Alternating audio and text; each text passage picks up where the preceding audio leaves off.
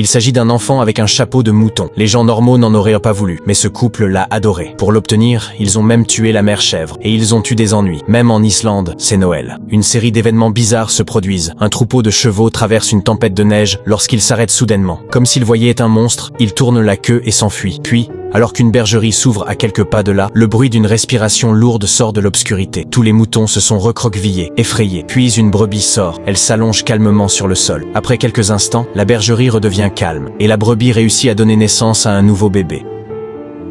7 mois plus tard, Pierre et Julie, les fermiers, aident à l'accouchement. Mais la bizarrerie continue. Lorsqu'ils voient le bonnet de la brebis, ils le ramènent dans la chambre sans dire un mot. Puis ils la nourrissent au biberon et l'endorment patiemment. Ils ont même fabriqué un berceau sur mesure pour la brebis et l'ont élevé comme un bébé. Ce qui est encore plus étrange, c'est que depuis que le couple a pris le mouton, il est dit que le mouton de la mère a une connexion télépathique et qu'il plane tous les jours devant la fenêtre. Elle sait en fait que son bébé se trouve dans cette pièce, mais ils ne veulent pas le lui rendre. Ils continuent à la chasser sans pitié. Peter et Julie l'ont appelée Ada. Un jour, ils ont remarqué qu'Ada avait disparu. Ils l'ont cherchée partout et l'ont finalement retrouvée dans un endroit éloigné. Il s'avéra que le mouton de la mère l'avait emporté. Julie prit alors Ada dans ses bras.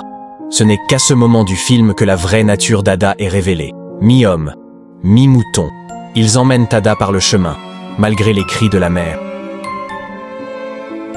Ils ont perdu leur propre enfant. Maintenant, ils ne laisseront jamais Ada leur être enlevée à eux aussi. Mais Julie est toujours perturbée par les cris quotidiens de la mère brebis. Elle fait des cauchemars, rêvant d'un troupeau de chèvres aux yeux luisants qui la fixent pour échapper aux cauchemars et garder Ada pour toujours. Julie tue la mère chèvre avec un fusil et l'enterre. Mais elle est loin de se douter que Mike, caché dans un coin, a tout vu. Ada est une créature mi-humaine, mi-mouton. Tout son corps, à l'exception de sa main et de son pied gauche, a la forme d'un mouton. Mike a été envoyé, mais le couple n'a pas semblé le voir. Il l'a considéré comme une enfant, comme si Mike était anormal. Le soir, il a enfin l'occasion de demander à Peter « Qu'est-ce que c'est que ce bordel ?» C'est le bonheur. Peter pensait qu'Ada était un cadeau des dieux. Tant qu'elle serait là pour lui, ils pourraient vivre heureux tous les trois. Mike, lui, pensait qu'ils étaient devenus fous. Il prit de l'herbe de son côté pour tenter Ada. Ada prit l'herbe naturellement et commença à la mâcher avec appétit. Il pense que c'est la façon normale de penser, mais quand Peter a vu cela, il était furieux et pensait même que Mike manquait de respect à Ada. En regardant ce couple presque psychopathe,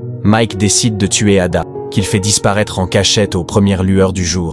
Mike a également pris l'arme en partant. Ada n'a aucune idée de ce qui va se passer et suit le mouvement, abasourdi. Mais au moment où il lève l'arme et la pointe sur Ada, Mike ne peut finalement pas le faire. Lorsque Julie se réveille, elle voit Mike dans le salon, endormi avec Ada dans les bras. En le voyant si proche de l'enfant, elles ont finalement baissé leur garde. Ada est autorisée à sortir avec lui, mais Ada est maussade.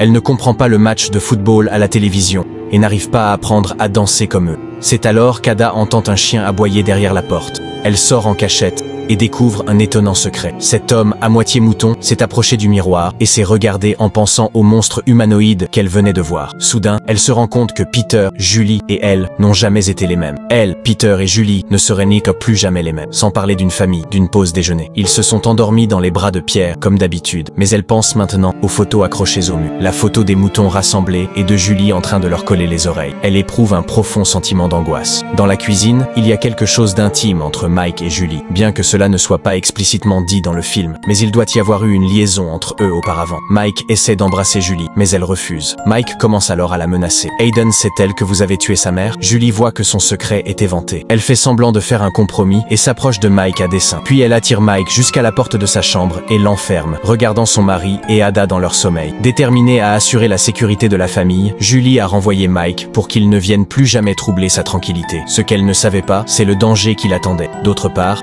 Peter se réveille de sa pause déjeuner pour constater que son chien a disparu.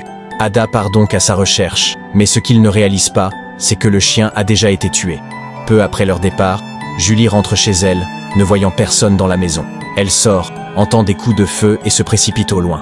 Mais Peter avait déjà été abattu, et le tireur était le légendaire berger islandais. Parce que Peter et Julie avaient pris son bébé et tué sa femme mouton, il devait se venger. En regardant Peter, qui était en train de mourir, l'homme au mouton a tiré 8 fois sur lui, bien que Peter ait essayé de l'en empêcher. Il ne pouvait rien faire, il ne pouvait que les regarder s'éloigner. Lorsque Julie trouva Pierre, Ada avait disparu, et Pierre ne respirait plus.